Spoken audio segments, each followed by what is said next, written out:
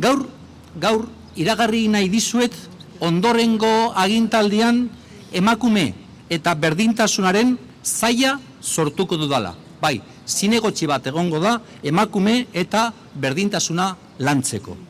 Bilbon ez dugu nahi berdintasuna pose hutsa izatea.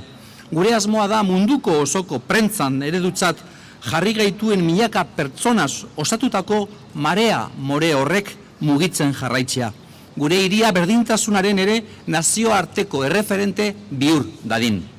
Argi eta garbi utzi nahi dizuet Bilbo Juan Mari Aburto udalau emakumeengatik, emakumeentzat eta emakumeen alde mugitzen da. Lan asko egin dugu 4 urte hauetan, eta horrela jarraituko dugu hurrengo agintaldian ere. Bereziki indarkeria matxista ezabatzeko esparru guztietan. Ez beti da ez. Etxean, kalean, eskolan, enpresan, leku guztietan. Bilbon ez beti da ez. Eta horrela jarraituko dugu aurrerantzean. Lan gogor egin dugu. Lan gogor egin behar dugu emakume zientifiko gehiago izateko. Emakume arkitekto, eraikitzaile, kamilari, arotz, mediku, iturgin, matematikari, kimikari edo politikari baita ere.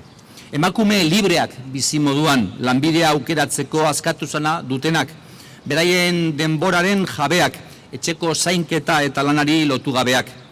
Bilbon mundua mugiareziko dugu berdintasuna egiazkoa eta eraginkorra izan dadin, politika publikoen bitartez, kanpainak, ekintzak eta prebentzioa landuz, eta horma sendoak eraikiz erasotzaile guztien kontra.